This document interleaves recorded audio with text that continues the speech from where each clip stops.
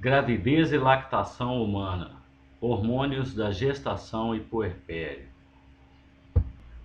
A nossa aula de hoje tem dois objetivos principais: estudar hormônios da gestação e hormônios da lactação, os hormônios do puerpério, os hormônios do período pós-gestacional. Então, nossa aula ela é focada na endocrinologia, ou seja, nos hormônios envolvidos na gravidez e nos hormônios produzidos durante o período de lactação. Mas para estudarmos os efeitos desses hormônios, os locais de produção, bem como a sua função biológica principal durante a gravidez e durante o processo de lactação, nós vamos fazer uma pequena revisão sobre alguns conceitos fisiológicos, começando com a formação da unidade feto-placentária. Iremos abordar o chamado eixo citocincício-trofoblasto, que comanda a produção da maioria desses hormônios chamados hormônios da gestação. Já vamos aí introduzir os conceitos de placenta e das funções da placenta, especialmente da função endócrina da placenta na gravidez, na produção desses hormônios que vão ser essenciais para o desenvolvimento da gestação. E também hormônios que estão envolvidos na gênese do leite, ou lactogênese, e no desenvolvimento das glândulas mamárias, todo esse processo que é conhecido como lactogênese. Então, vamos começar essa aula fazendo uma pequena revisão sobre o ciclo sexual feminino. Uma pequena revisão não, só dando uma olhada nessa figura, porque nós já tivemos uma aula extensa sobre revisão do ciclo sexual feminino, para nós podermos lembrar das fases do ciclo sexual feminino ou ciclo menstrual.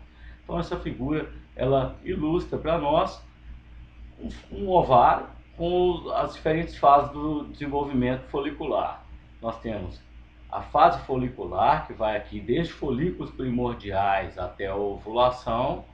Então nós temos o desenvolvimento dos folículos primordiais, passando por folículos primários, secundários, até atingir o estágio de folículo maduro, onde no 14º dia do ciclo menstrual, então nós dizemos que acontece a ovulação. É bom lembrar que essa primeira metade do ciclo menstrual é caracterizada pelas altas concentrações do hormônio hipofisário FSH e do hormônio ovariano estradiol, que leva não só ao desenvolvimento folicular, mas também leva ao desenvolvimento uterino durante esse período, preparando todo o útero para receber esse ovócito, caso ele seja fecundado. Nas nossas aulas de ciclo menstrual, nós vimos que se a fecundação não acontece, depois de 14 dias após a ovulação, existe a menstruação. Durante esse período, depois da ovulação, existe a formação do corpo lúteo, e o corpo lúteo é responsável pela produção de uma menor quantidade de estrógenos, especialmente do hormônio progesterona, que vai ter um papel especial aí na manutenção da gravidez, caso a gravidez aconteça. Então nós vamos chamar atenção para o papel do corpo lúteo na fase inicial da gravidez, porque é a partir daqui que nós vamos partir, ou seja, agora nós vamos falar se a fecundação acontece. Então, se a fecundação acontece, o corpo lúteo, que em período onde a fecundação não acontece, ele dura só 14 dias, durante a gravidez, o corpo lúteo se mantém, pelo menos pelos primeiros 3 meses de gestação, e ele vai ser ali uma das principais glândulas endócrinas da gravidez nos 3 primeiros meses, enquanto a placenta vai se desenvolvendo e vai estabelecendo a síntese de hormônios, que nós vamos enfatizar com maiores detalhes aí, então, na aula de hoje. Bom, então, nós vamos lembrar que se a gravidez não acontece, ou seja, se esse ovócito não é fecundado, se estabelece um feedback negativo, onde progesterona e estrógenos produzidos pelo corpo lúteo vão inibir a produção do hormônio luteinizante pela hipófise, e com isso, após 14 dias, o corpo lúteo se transforma em corpo albicans, não sustenta mais a produção de esteroides, o que leva a uma menstruação.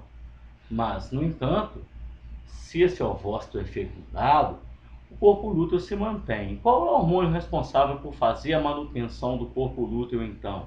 Nós vamos dizer que após alguns dias de fertilização, esse ovócito se implanta na parede do útero e forma a placenta, e a placenta é capaz de produzir o hormônio HCG.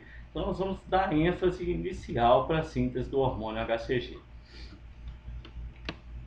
Bom, então essa figura, ela tem o papel de mostrar rapidamente esse processo que nós estávamos falando aí, que vai desde a fertilização, na verdade, desde a ovulação, com a captação do ovócito pelas fímbrias da tuba uterina, até a sua fertilização, caso tenha espermatozoides viáveis, no terço distal da tuba uterina, e essa fertilização, então, é seguida da formação da célula ovo ou zigoto. Nós vamos lembrar que o ovócito, ele é uma célula que permanece quiescente com a divisão meiótica interrompida, e ele vai reiniciar a divisão meiótica uma vez que ele é fecundado, de maneira que após a divisão meiótica, então, essa célula ela vai se fundir, né, uma com a outra, e vai acontecer então a formação da célula ovo ou zigoto, com a fusão dos pronúcleos e eliminação dos corpúsculos polares, e a partir daí então essa célula, que tem o nome de ovo ou zigoto, vai sofrer sucessivas mitoses no seu trajeto até atingir a cavidade uterina. Enquanto essa célula vai então, né, sendo transportada até o útero, normalmente ela vai sendo transportada devido ao batimento ciliar aqui das tubas e outros movimentos que estão envolvidos aí nesse processo. Esse processo dura em torno de 5 a 9 dias até que o blastocisto, né, já no útero, toda essa estrutura vai ter o nome de blastocisto maduro, ele se implante na parede do endométrio, como a gente está vendo aqui na figura, né? Então, após a ovulação, a fertilização no terço distal da tuba uterina, sucessivas divisões mitóticas, até que o blastocisto lá no útero já seja um blastocisto capaz de se implantar na parede do endométrio. A gente fala que a implantação ela acontece nos dias, né? Entre 5 e 9 dias após a ovulação, após a fertilização, na verdade, né? Nós temos aí a implantação, também chamada de nidação. Então, né, nós temos que o processo de fecundação acontece então no terço distal da tuba uterina, onde, né, a segunda divisão meiótica reinicia, os corpúsculos polares, né, expelidos, né, e a célula que tem resultado então a célula ovo ou zigoto. Aqui como informações que são importantes: o espermatozoide tem um tempo de vida em torno de 48 a 72 horas, enquanto que o ovócito ele tem um tempo de vida menor do que 48 horas. Então, existe ali um período de aproximadamente 2 a 3 dias que limita esse período de fecundação, né, caso exista um ato sexual durante esse período. Nós temos ali a capacidade, a possibilidade de acontecer a fertilização, então. Bom, no útero, então, o blastocisto já é maduro, e nos dias 5 a 9, então, é que acontece a nidação, e nós temos, então, a produção do hormônio gonadotrofina coriônica, que é o HCG. Nós falamos aí que vai ser um hormônio essencial para promover, para manter o corpo lúteo, né, o corpo lúteo funcionante nos primeiros meses de gestação aí. Bom, então essas figuras mostram rapidamente também, né, o desenvolvimento desde a fertilização até o blastocisto maduro, passando pelos estágios de mólula, pelos estágios de desenvolvimento embrionário, inicial, né, até originar o blastocisto, que é o que nós vamos focar nele aí mesmo, né?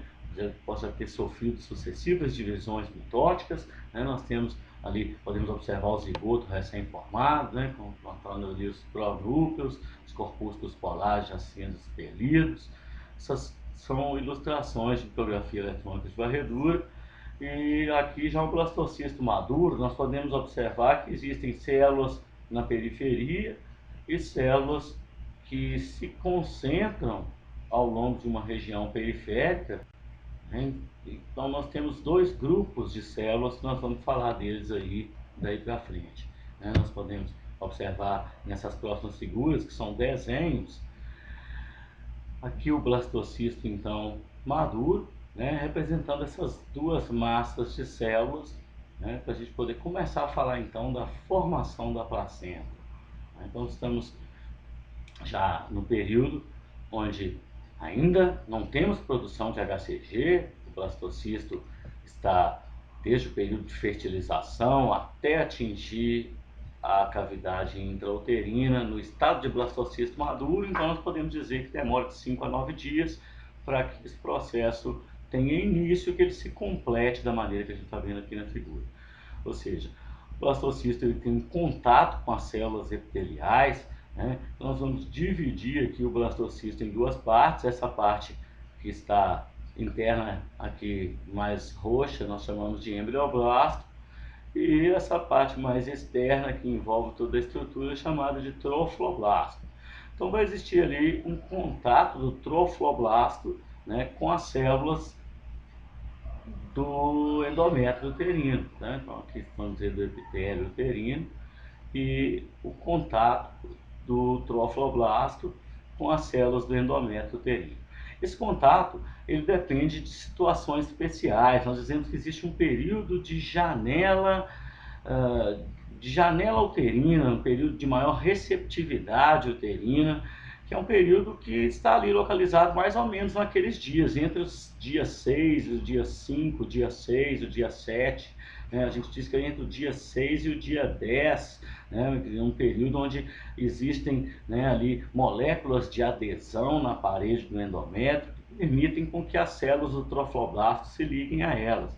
As células externas do trofloblasto, elas sofrem uma ruptura na membrana, o que deixa a membrana um pouco mais negativa do que o normal, exposição da membrana, e isso faz com que elas liberem também uma quantidade de enzimas proteolíticas, enzimas digestivas, que vão começar então a digerir a parede do endométrio, os produtos, proteínas, né, fragmentos, lipídios, carboidratos são aproveitados para compor o embrião, eles vão ser aproveitados para a nutrição do embrião, à medida que o blastocisto vai invadindo a mucosa, né? Então nós dizemos que o processo de implantação em seres humanos e outros mamíferos, ele é do tipo invasivo, onde nós temos que o blastocisto ele não se desenvolve coladinho, né? O embrião não se desenvolve coladinho na mucosa, e sim enfiado naquela parede endometrial, que nós vamos lembrar que se desenvolveu ao longo daquela fase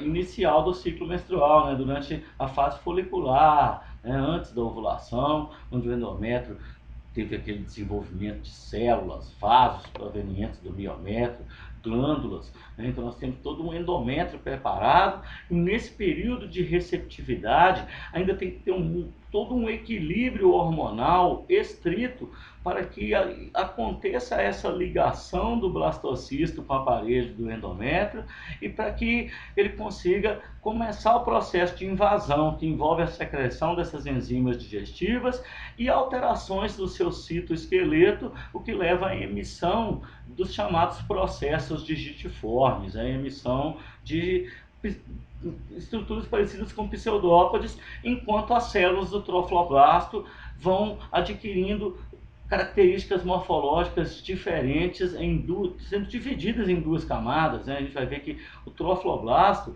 ele vai adquirindo uma forma diferente para as camadas das células internas, que a gente vai chamar de citotrofloblasto, e para as células externas, que nós chamamos de sincistotrofloblasto. Então, à medida que o blastocisto vai invadindo a mucosa, ele vai formando essas duas camadas, né, que envolvem, né, na verdade, o embrião, e eles representam para nós ali o que nós vamos chamar de córion da placenta. Então nós estamos falando de um processo que depende da presença de concentrações adequadas, especialmente de estrógenos e progesterona. Por que eu chamo a atenção disso aqui agora? Porque nós vamos fazer uma analogia disso com as pílulas do dia seguinte. Muitas das pílulas do dia seguinte são concentrações muito altas de progestinas, o levonorgestrel, ou outros progestógenos, ou outros mesmo estrógenos, né, que levam a esse desequilíbrio hormonal que dificulta a implantação, né? Então nós temos que toda essa implantação ela depende de todo um equilíbrio hormonal e o sucesso não só da adesão, mas de todo o processo de implantação em si, que é chamado de nidação, né, e decidualização, que nós vamos falar a partir daí.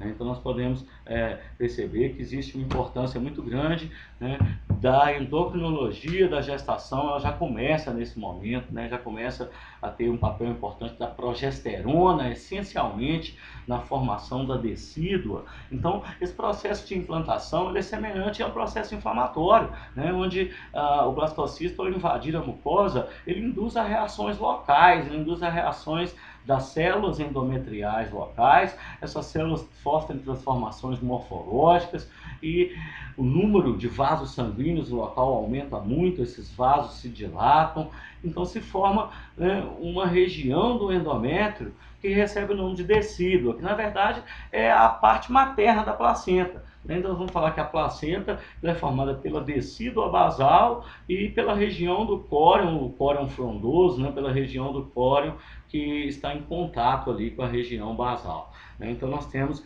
que todo o trofloblasto ele começa então a se multiplicar à medida que o blastocisto invade a mucosa, né? Então ele começa a formar duas camadas distintas de células. A camada mais interna, que envolve todo o disco embrionário, e a camada mais externa, que está lá em contato com os capilares lá da decídua, né, com os capilares sinusoides formados pelo processo de decidualização. Então tentei colocar uma sequência cronológica aí para a gente poder visualizar os eventos que envolvem desde a implantação até essa síntese e secreção de hormônios que nós vamos falar dela aí. Então nós temos lá, olha, que o blastocisto entra em contato, né, com as células endometriais.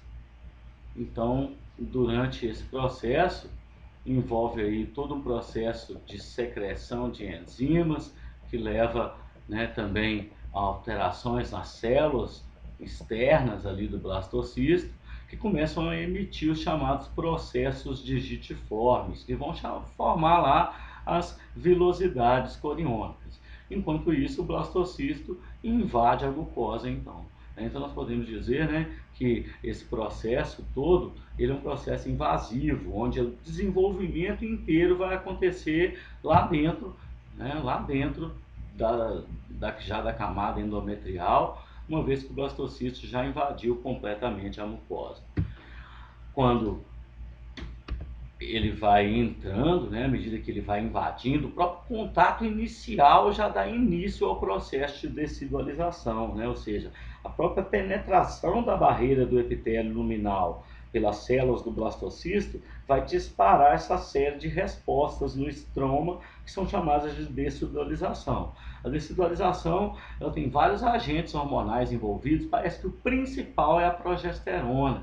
Então a progesterona ela contribui ali, né, para essa hipertrofia, hiperplasia das células estromais, por uma formação, né, de uma extensa zona de contato célula-célula, e essas células se diferenciam, o citoesqueleto ele começa a acumular microfilamentos, microtúbulos, isso resulta, né, na formação de um tecido morfologicamente distinto, com funções de secreção hormonal, que tem a capacidade também de promover a nutrição do embrião, de inibir a rejeição fetal. A decídua, na verdade, ela constitui o lado materno da chamada placenta ou unidade feto-placentária. E ela está envolvida em toda a troca de moléculas, né? Nós podemos dizer que esse processo digitiformes, né, eles entram em contato direto com as células da decídua, né? Então o sincício trofloblasto, né, ele vai estar em contato direto com os capilares à medida que os próprios vasos fetais vão sendo formados, né, a partir dos vasos do cordão umbilical, 2 artérias e uma veia, vai acontecendo essa ramificação desses vasos, né, lá no interior do sincisto trofloblasto, já em contato com as células deciduais, né, com as células deciduais, que são já as células do endométrio já alteradas em termos de morfologia e função. Além da progesterona, participam do processo de decidualização prostaglandina E2, interleucina 2 e o hormônio ACTH produzido localmente. Depois nós vamos falar mais dele aí, o hormônio produzido no local. Então nós temos a formação da circulação do sincisto trofloblasto. Aqui nós podemos ilustrar os sinusoides, né, que são os vasos da decídua, e eles penetrando naquelas cavidades lá do sincisto trofloblasto vão ser essenciais então para fazer as trocas gasosas, promover a nutrição do embrião.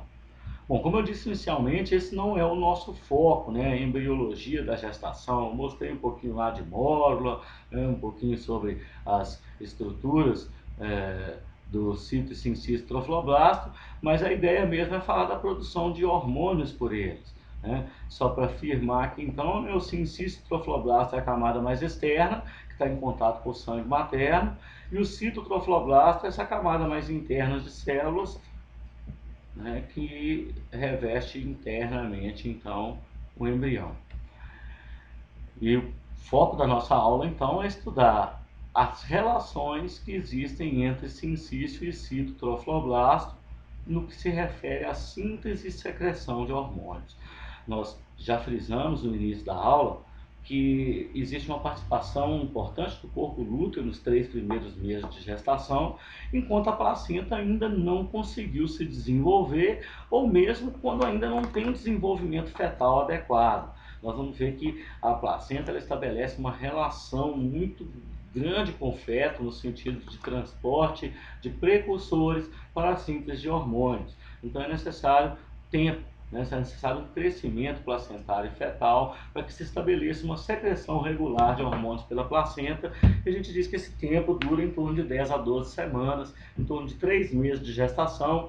Então, com 3 meses de gestação, a placenta assume o papel. Então, nós dizemos que a placenta se torna o principal órgão endócrino da gestação.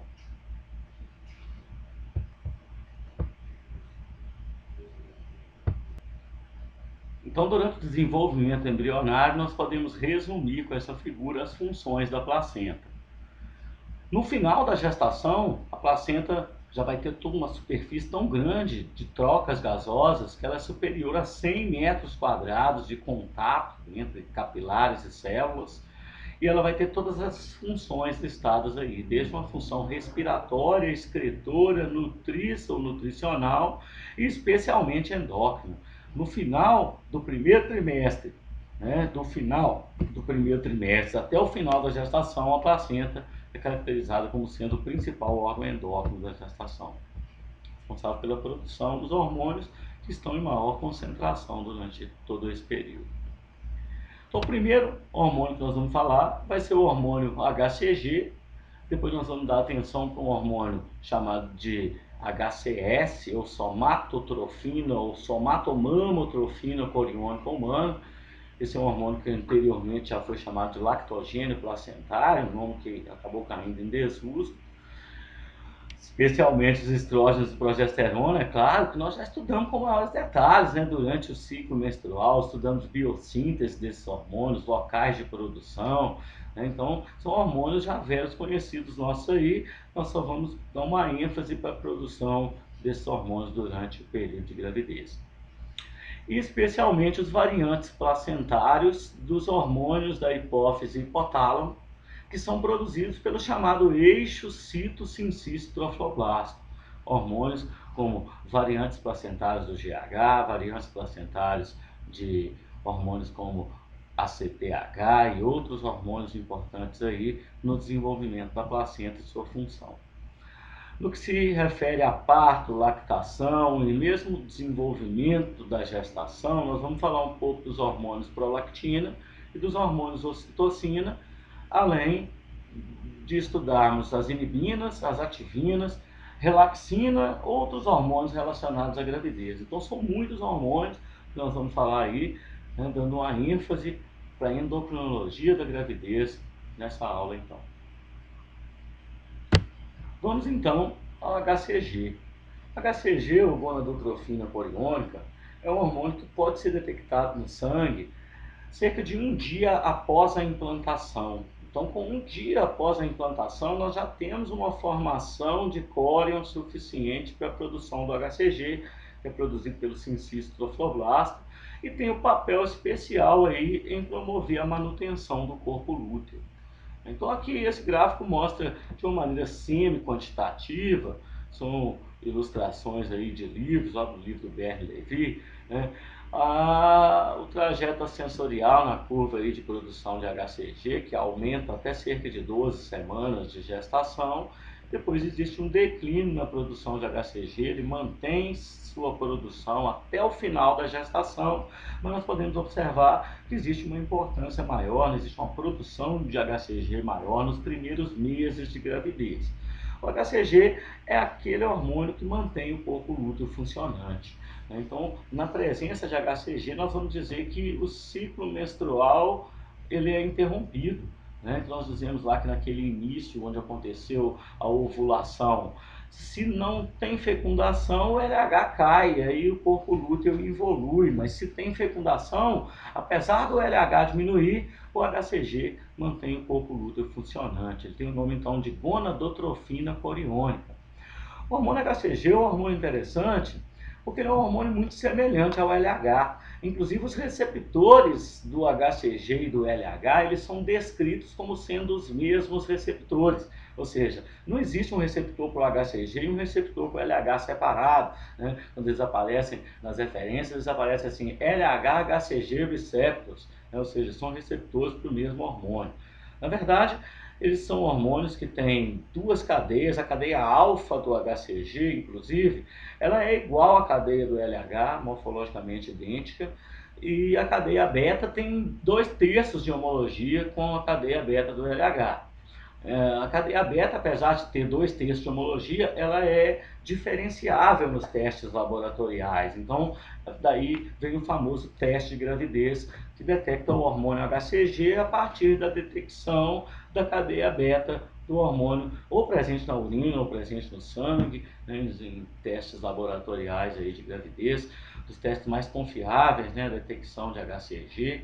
E o HCG, ele tem o papel que a gente pode dizer aí, né? O papel mais importante do HCG é a manutenção funcional do corpo lúteo, né? Um dos papéis que, como nós dizemos ali o nome dele, é gonadotrofina, é um hormônio que vai atuar nas gônadas, né? Vai atuar no ovário, lá no corpo lúteo, e vai manter o corpo lúteo, ele substitui o LH, poderia dizer assim, né? Então ele tem o papel de manter a gravidez, né? Na manutenção inicial da gravidez, ela é dependente da produção de HCG.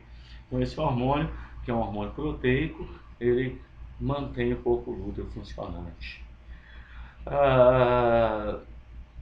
HCG, muitas vezes, ele pode aparecer positivo e do teste de gravidez feito a partir do ultrassom dá negativo.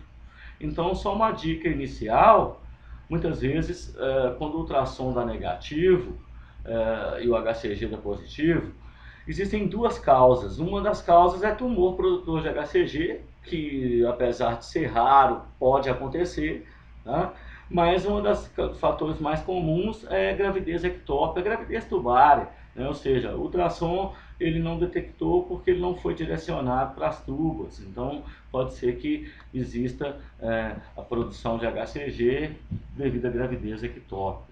Então é muito comum nós encontrarmos o exame laboratorial de HCG positivo e ultrassom negativo. Então quando isso acontece, nós podemos pesquisar se existe gravidez localizada, não no endométrio, nas tubas, em outras regiões aí pode acontecer, né?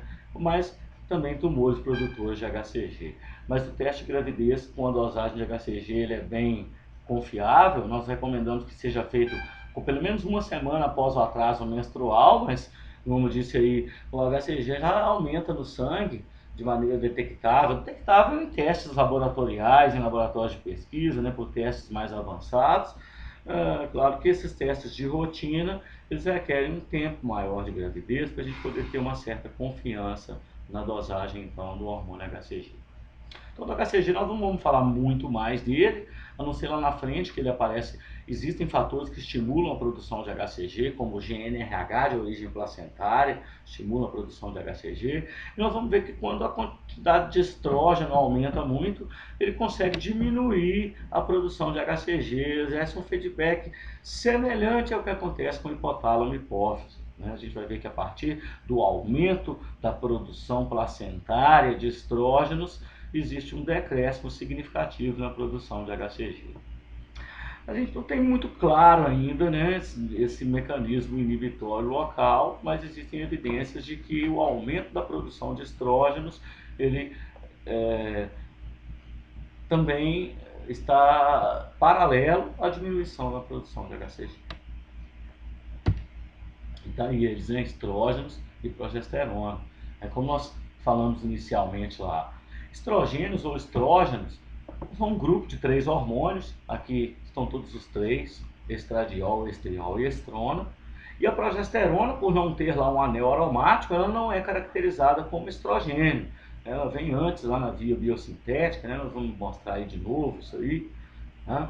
Então aqui, como informações principais, né? Olha lá, até o primeiro trimestre, o corpo lúteo é o hormônio, é a glândula produtora de progesterona e de estrógenos.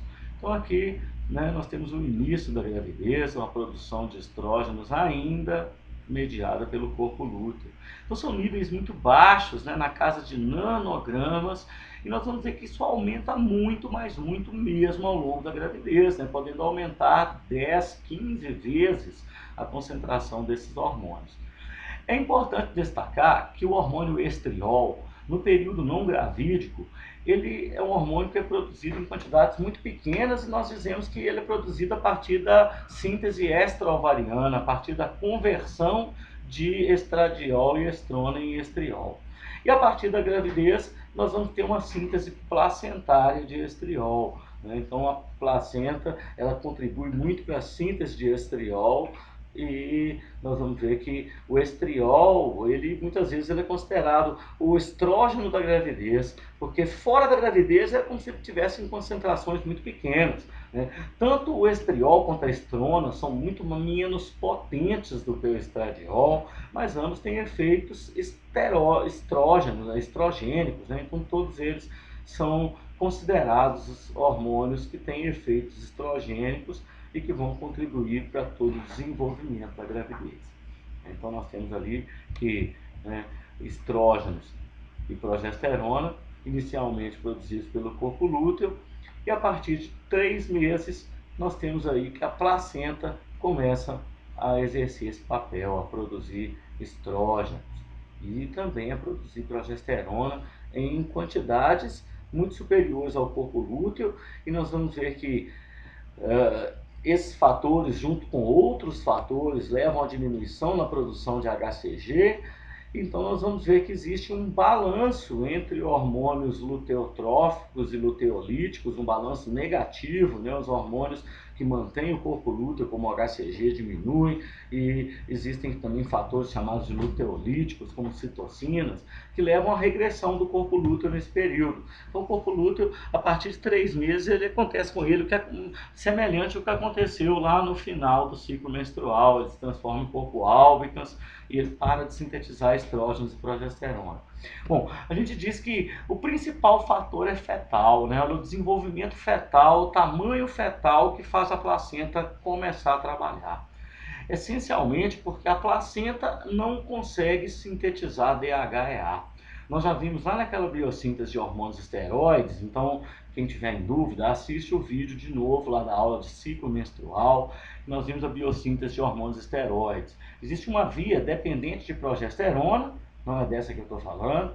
Existe uma via onde a pregnenolona forma hidroxipregnenolona e a hidroxipregnenolona forma DHEA. E Essa via a placenta não faz, né? A placenta ela não é capaz de sintetizar DHEA. Então, para ela conseguir sintetizar quantidades significativas de estrógenos e progesterona, além do seu tamanho, né, que é lógico, ela tem que crescer, né, ao longo de meses para ela conseguir dar conta de produzir, de ter estrutura física para poder produzir hormônios durante esse período de gravidez. Mas ela tem que também ter ali toda uma colaboração fetal, né, fetal e materna, na verdade, para a biossíntese desses hormônios. Nós falamos que o DHEA ele é sintetizado ali, né, por essa mesma via, né, colesterol, pregnenolona, hidroxipregnenolona, DHEA, lá pela camada reticular da suprarrenal do feto. Né? Então o feto já tem que ter cerca de 3 meses para ele poder ter um aparato celular enzimático bem desenvolvido na sua pequena glândula suprarrenal em desenvolvimento e ser capaz de fornecer DHEA. E não só suprarrenal, também fígado fetal, porque o DHEA ele tem que ser hidroxilado no fígado e transformado no 16-hidroxi-DHEA sulfato para que ele consiga dar origem a estrógenos. Né? Além disso, existem evidências de que existe uma aromatase fetal que tem alta afinidade pela produção de estriol, né? Ela leva papel importante em converter outros andrógenos, inclusive, a estriol. Então aumenta a produção de estriol. Essa figura ela serve para ilustrar exatamente isso, né? Olha, o colesterol, que é captado a partir lá da circulação placentária, lá na placenta, ele consegue dar origem à pregnenolona. A pregnenolona é permeável, ela pode ser captada pela mãe, pelo feto, né? Só que ela não consegue formar DHEA. Né? Então, DHEA sulfato e principalmente o DHEA sulfato, né, que é o que vai dar origem ao estradiol e à estrona, né, ele não consegue formar. Né, ele também não consegue formar o 16-hidroxi-DHEA sulfato, que é o que dá origem na placenta a estriol. Né. Então, nós temos ali, olha, que à medida que a pregnenolona e a progesterona são formadas na placenta, elas são distribuídas pela circulação placentária para o feto, e aí acontece, né, uma captação pela glândula suprarrenal, ali, olha, né, onde a pregnenolona ela vai sendo convertida em hidroxipregnenolona, depois em DHEA, DHEA sulfato. O DHEA sulfato vai lá para a placenta de novo, onde ele dá origem a estradiol mais estrona, e o DHEA sulfato passa pelo fígado, forma 16-hidroxi-DHEA sulfato, que vai lá para a placenta de novo e sofre ação especialmente da aromatase fetal e dá origem ao estriol. O DHEA, nós vamos lembrar, ele é a desidroepiandrosterona, é um andrógeno.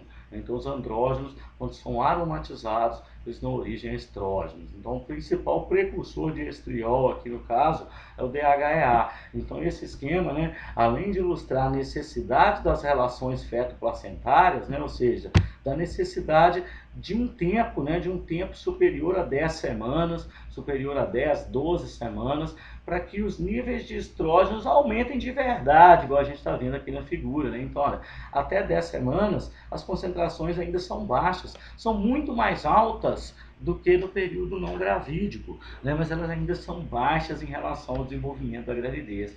Então esses hormônios aqui nós podemos dizer que eles só aumentam e seus efeitos só aumentam, inclusive seus efeitos metabólicos, né? Seus efeitos sobre a síntese proteica, seus efeitos no corpo da gestante, né? Os efeitos dos estrógenos e progesterona, eles só aumentam ao longo da gravidez inteira.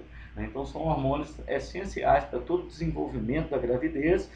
Só que eles não são muito bem produzidos, vamos dizer assim, né? Até 10 semanas a concentração é muito elevada em relação aos níveis não gravídicos, porque nós podemos atribuir muitos efeitos a esses hormônios. de início da gravidez, especialmente desenvolvimento das mamas, né, a hipertrofia das glândulas mamárias, desenvolvimento do endométrio para a gravidez, o processo de descidualização depende de progesterona, né, o próprio processo de nidação depende desses hormônios. Então, todo o desenvolvimento inicial da gravidez, endometrial e materno, né, alterações no corpo da mulher vão acontecendo, ainda com concentrações muito baixas de hormônios esteroides, olha, ainda com concentrações muito baixas de progesterona e estrógenos. Né? Então, a partir de 3 meses é que a gente vai ver que existe um aumento significativo na produção desses hormônios. Esses hormônios podem atingir concentrações extremamente altas na circulação com o final da gestação. Nós dizemos que só interrompe a produção de hormônios estrógenos e progesterona com o parto, com a ruptura da placenta. No final da gestação, nós vamos ver que o trabalho de parto pode levar a um certo desequilíbrio na produção desses hormônios, e um desequilíbrio na produção desses hormônios também pode induzir o trabalho de parto. Eu não quero entrar muito em detalhes do trabalho de parto, e sim mostrar o perfil desses hormônios. Mais uma vez, nós vamos relacionar isso com a HCG. Olha, a gente vai ver que quando esses aqui começam a aumentar, são os períodos onde o HCG especialmente está diminuindo. Então, existe uma relação entre o aumento de estrógenos com a inibição local da produção de GnRH placentário, o que inibe a produção local do HCG placentário, levando ao decréscimo de HCG, o que vai levar à regressão do corpo lúteo, e com a regressão do corpo lúteo, a placenta assume seu papel. Ela assume de vez, né, o papel de produção de estrógenos e progesterona, dando um destaque para o estriol, mas como a figura pode ver aqui, né, o estradiol ainda permanece mais alto, ele ainda permanece sendo o hormônio que é produzido em maior quantidade. Então, nós ainda não tiramos, né, o mérito do estradiol aí. O estradiol é um hormônio extremamente importante para todo esse desenvolvimento.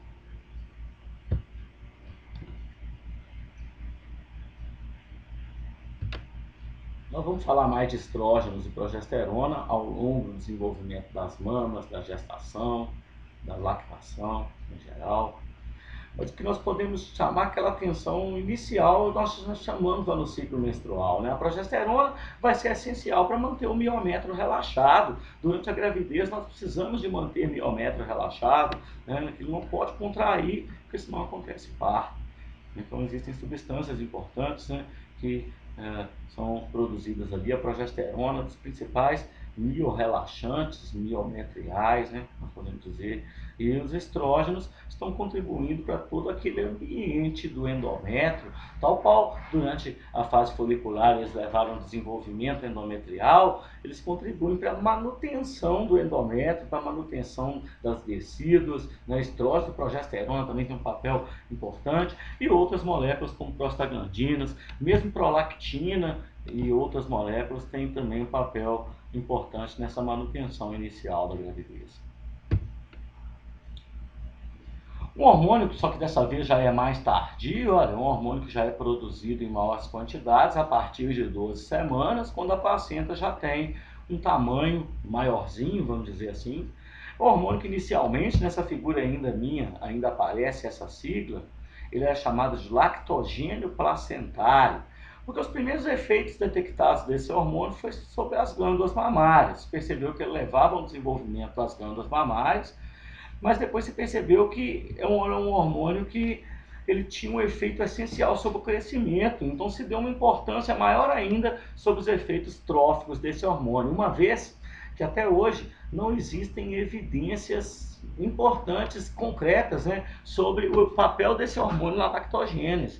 Então nós não sabemos, a gente sabe que ele tem dois efeitos aqui, olha, um efeito que é chamado de GH-like, que é um efeito parecido com os efeitos do hormônio do crescimento, e um efeito chamado de efeito prolactina-like. O que seria esse efeito prolactina-like? Seria contribuir para o desenvolvimento das glândulas mamárias e estimular a lactogênese. Então, sobre o estímulo da produção do leite, não existem evidências que esse hormônio participa, mas existem evidências de que ele é capaz de se associar com receptores de prolactina. Então, ele tem efeitos que são atribuídos à prolactina, como desenvolvimento de ductos nas glândulas mamárias, mas ainda não tem estudos muito concretos que mostram esse papel. Então nós vamos dar uma ênfase especial para o efeito GH-like desse hormônio, que atualmente recebe a sigla de HCS. Isso quer dizer somatomamo, que ele atua nas mamas e no soma, né? Trofina coriônica. Então a gente encontra esse nome em algumas referências, mas nas referências mais atuais, esse nome também já não está sendo muito utilizado, ele já está sendo só chamado de somatotrofina coriônica humana. Mas isso ainda não caiu num consenso, porque está gerando confusão com GH, né? Porque o GH é a somatotrofina, né? Então nós temos que ele começa a gerar um tipo de confusão, então está acontecendo uma transição ainda entre somatomamotrofina, alguns autores aceitam somatomamotrofina, outros já aceitam somatotrofina coriônica, né, a sigla HCS, um hormônio que é um fator de crescimento clássico, ele estimula o crescimento do embrião, né, estimula todo o desenvolvimento do embrião, não, jamais aqui já é feto, né, desenvolvimento fetal, tá? E ações sobre o crescimento, né, suas ações sobre o crescimento são as ações que levaram a esse nome, né, HCS, a esse efeito GH-like. Então, sobre o efeito GH-like, é importante que a gente resuma assim, olha, aumento da síntese proteica, favorecimento da mobilização lipídica, né, mobilizando lipídios, favorecendo a utilização de lipídios como fonte de energia, e um efeito em causar hiperglicemia, um efeito em inibir a utilização de glicose, principalmente antagonizando os efeitos da insulina, né, exercendo um efeito antagônico ao efeito da insulina, que é de captar a glicose pela célula, né? Então, esses efeitos de captação de glicose, eles podem ser inibidos pelo hormônio somatomamotrófico. Nós podemos observar que esse é um hormônio que atinge um ápice de sua produção por volta de 32 semanas de gestação. E isso coincide com o maior índice de incidência de diabetes gestacional detectável durante a gestação. Então nós estamos fazendo uma relação dos efeitos de hiperglicemia desse hormônio, né? Um hormônio hiperglicemiante, né? Um hormônio que tem efeitos semelhantes ao hormônio do crescimento. Mobiliza lipídios, né? Ele faz lipídios ser utilizado como fonte de energia, mas poupa glicose e estimula a síntese proteica, então ele causa hiperglicemia, né? Ele favorece a distribuição de glicose para o feto, mas ele também causa uma hiperglicemia materna. Nós vamos lembrar que a gravidez é um período que a hiperglicemia ela pode ser marcante. Os estrógenos, já em alta concentração, em concentrações muito mais altas do que os níveis basais, eles podem apresentar efeitos glicocorticoides, efeitos hiperglicemiantes, né, semelhantes aos seus parentes, né, aos corticoides. E então eles podem causar um efeito hiperglicemiante associado com alta ingesta calórica, com o ganho de peso e com principalmente altas concentrações de somatotrofina coriônica, de HCS, por volta de 32 semanas, né, nós podemos relacionar, né, esse hormônio com hiperglicemia, intolerância à glicose, ou mesmo diabetes gestacional ou diabetes mellitus detectável pela primeira vez na gravidez. Então, esses fenômenos de hiperglicemia, eles, né, devem ser monitorados ao longo da gravidez, né, com atenção especial a partir da 30ª semana, né, onde já existe um crescimento mais avançado da placenta, uma produção de fatores hiperglicemiantes. A gente vai associar isso com altas concentrações de estrógenos, com alta ingesta alimentar. O cortisol também aumenta nessa fase, né? Então nós vamos ver que pode aumentar, né? Existem evidências de que existe um aumento na produção de glicocorticoides. Então nós temos diversos fatores que podem contribuir para esses efeitos hiperglicemiantes.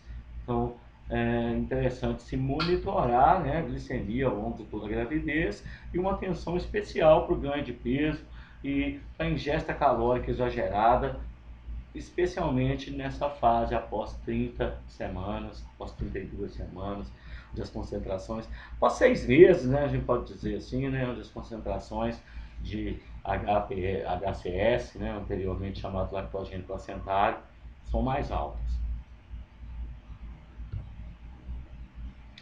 Essa figura mostra um geral disso que nós vimos aí, né? Ela, na verdade, é de onde eu tirei a fonte, elas estavam todas juntas, eu fui separando para colocar nos slides, para a gente poder fazer uma relação, né, do HCG, que aumenta até 12 semanas, depois vai caindo, e desses hormônios que começam a ser produzidos efetivamente, né, a partir de 12, 13, 12, 10, 12 semanas. Isso né, varia, né, são figuras de livro, né, para a gente poder falar da importância da placenta e do corpo lúteo, né, na produção desses hormônios. Né? São hormônios que estrógenos e progesterona podem ser produzidos pelo corpo lúteo e pela placenta. Estrógenos e progesterona podem inibir a produção de HCG pela própria placenta, o que faz o corpo lúteo regredir também. Nós temos evidências disso aí, que leva toda uma... existe toda uma sinalização local, né, paráquina, na produção de HCG pela placenta. Bom, então, além desses hormônios, estrógenos e progesterona, aí HCG e hormônios estrógenos e progesterona juntos, essas figuras que aparecem referenciadas como Falcão Júnior, elas são retiradas de um livro que foi publicado por nós, professores da UFSJ, alguns professores da ginecologia, que existiam até 2017 aí na universidade, quando o livro saiu. E o capítulo 3 desse livro eu vou disponibilizar para vocês, eu tenho ele na forma aqui de PDF, tem também o manuscrito, porque fui eu que escrevi esse capítulo, junto com uma colega, aí nós escrevemos esse capítulo, que ele trata a fisiologia da gestação, ele tem uma revisão de ciclo menstrual, traz algumas figuras desenhadas aí, como essa, que mostra, né, como se fosse aquela outra lá, né, mostrando estradiol não grávidas, olha, muito pequenininho, né, e agora como que eles aumentam, né, estrógenos, progesterona e não grávidas, né, já é mais alto que estrógenos, mas ela passa a aumentar muito lá, né, então nós temos ali um perfil, só para a gente visualizar essa progressão na produção desses hormônios, esteroide e progesterona. Então, esse livro também eu disponibilizo para vocês, esse manuscrito. É interessante ler, ele traz todo esse eixo cito, sincisto, trofloblasto, toda essa produção de hormônios. Ele fala durante o ciclo menstrual também sobre fatores que contribuem para a dominância folicular, que contribuem para a reversão dos mecanismos de feedback durante a ovulação. Fala um pouquinho sobre dessidolização, muito pouco. Né? Nós podemos ter isso aí como referência, essa referência aparece no final das aulas, nós começamos a utilizá-la desde o ciclo, das aulas de ciclo menstrual, que são as aulas anteriores, nós podemos utilizar essa referência aí. Infelizmente nós não vamos ter acesso ao livro impresso, né, nesse período, mas ele também existe na biblioteca, não sei se ele foi incluído na biblioteca virtual, depois eu vou até conferir isso, mas eu disponibilizo o manuscrito para o pessoal poder olhar, ver as figuras, né, dar uma lida no texto, estudar aí em geral. Bom, nessa tabela eu quis resumir o que nós chamamos de eixo cito-sincício trofloblasto e de aproveitar para falar dos outros principais hormônios da gravidez, aproveitando um slide só para a gente falar disso tudo aí. Bom, o que é esse chamado eixo cito-trofloblasto e sincício-trofloblasto? Nós vamos fazer uma analogia disso aí com hipotálamo, ou seja, o citotrofloblasto nós vamos comparar com o hipotálamo e o sincício-trofloblasto nós vamos comparar com a hipófise. Até aqui só, olha, até esse pedaço aqui da tabela, tá? Ou seja, essas 4 primeiras linhas da tabela. Tá? Então nós estamos considerando aqui, né, que existe uma regulação local na produção dos principais hormônios que vão ser produzidos pela placenta. Após o desenvolvimento inicial da placenta, a placenta ela começa a ser capaz de produzir, especialmente o córion, né? O córion, né, vamos dizer aí que o córion, cito e sincício trofloblasto, eles começam a estabelecer uma relação endócrina que é muito semelhante ao que acontece com o hipotálamo e hipófise, onde o hipotálamo produz um fator, aqui no caso um hormônio, né, que estimula a hipófise a produzir um outro fator. Lembra lá, para produzir GH, a hipófise precisa do GH-RH do hipotálamo, né, um hormônio estimulador do GH. Né? Para produzir LH e FSH, né, a hipófise precisa do GNRH do hipotálamo. para produzir TSH, né, que é o hormônio estimulante da tireoide. Nós temos que ter o fator estimulante do TSH, que é o TRH. Só que a placenta, ela começa a produzir esses mesmos hormônios aí, ó.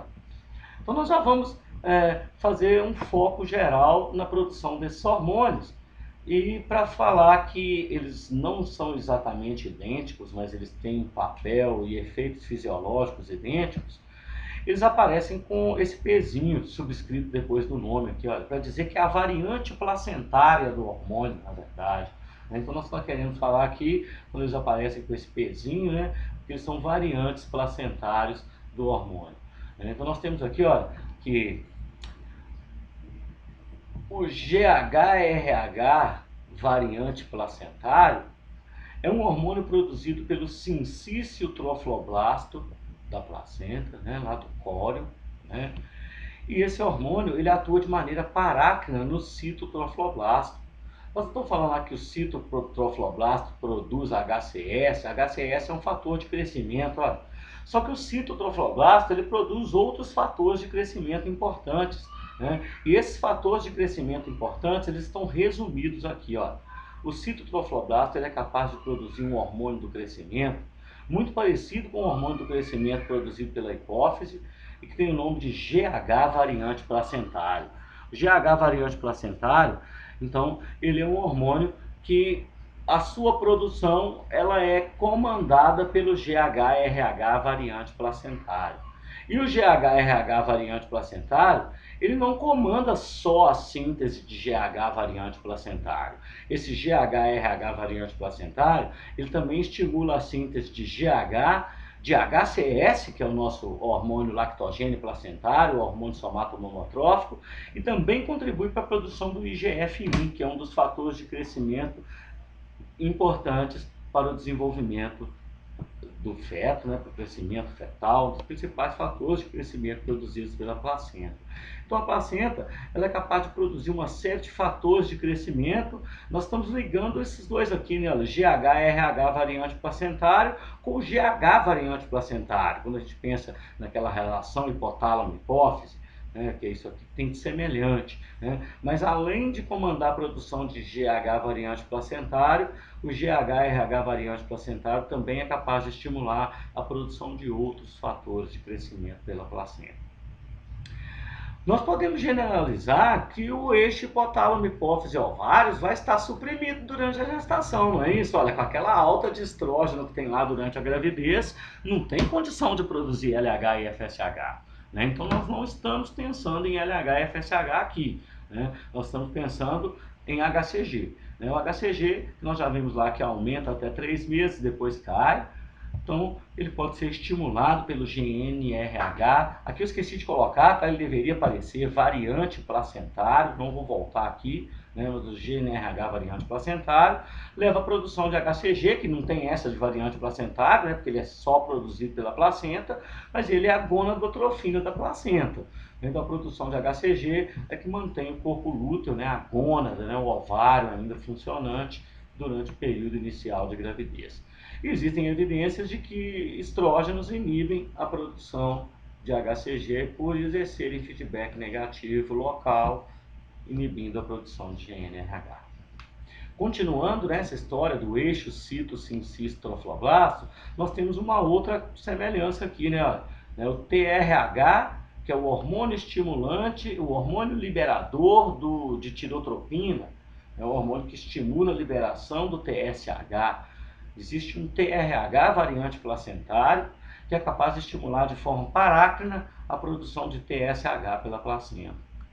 E o TSH placentário ele tem ações importantes no desenvolvimento da glândula tireoide fetal, ele pode ter efeitos importantes aí, né, no desenvolvimento fetal geral, e a falência na produção de TSH variante placentário leva a um hipotireoidismo fetal. Então nós temos uma importância grande nesse eixo, no que se refere especialmente ao desenvolvimento da glândula tireoide fetal. E também no desenvolvimento da glândula suprarrenal fetal, nós temos uma coisa semelhante aqui, né? Que é a produção do CRH variante placentário, ou seja, o hormônio liberador de corticotropina variante placentário, produzido lá no citotrofloblasto e que atua estimulando a produção de ACTH, estimulando a produção do hormônio adrenocorticotrófico variante placentário. O ACTH ele tem funções placentárias importantes desse processo de decidualização inicial, parece que exerce uma importância na decidualização, mas ele também tem a importância de atuar no desenvolvimento da glândula suprarrenal fetal, né? Um dos hormônios que é produzido precocemente pela placenta e que leva ao desenvolvimento da glândula suprarrenal fetal, a suprarrenal que é importante na produção de estrógenos, né? Então, o desenvolvimento da suprarrenal pelo ACTH, variante placentário, é extremamente importante. Nós vamos lembrar que a biossíntese de ACTH envolve a hidrólise de uma molécula chamada PONC, proópio-melanocortina, e que a quebra da PONC, além de originar ACTH e alfa-MSH, ela é capaz de originar um opioide chamado beta-endorfina. E a beta-endorfina, então, ela pode dizer que o sincistrofloblasto ele também é capaz de produzir beta-endorfina. No entanto, o papel da beta-endorfina produzido aqui nesse caso, ele ainda é incerto. Então, nós vamos comparar principalmente esses quatro aqui, né? O GHRH com o GH. É como se fosse hipotálamo, hipófise, cito e sincício. O GNRH com o sincício trofloblasto, mas em vez de chamar LH e FSH como gonadotrofinas, nós vamos chamar o HCG como gonadotropina. E o TRH com TSH de variante placentário e o CRH variante placentário com ACTH variante placentário, Então, a placenta, ela exerce não só o papel de produzir os hormônios placentários clássicos, como HCG e HCS, que nós vimos aqui, eles são regulados localmente, existem fatores estimulantes e inibidores da síntese desses hormônios. Então, nós temos toda uma regulação local na produção desses hormônios aí, e também hormônios que vão levar ao desenvolvimento de glândulas importantes, como a glândula tireoide fetal e a glândula suprarrenal fetal, aí são produzidos por esse chamado eixo cito-sincício-trofoblasto, onde substâncias, hormônios proteicos produzidos no citotrofoblasto se difundem para o sincício-trofoblasto e atuam no sincício-trofoblasto, exercendo então o efeito de estimular a produção dos seus hormônios, dos hormônios placentários.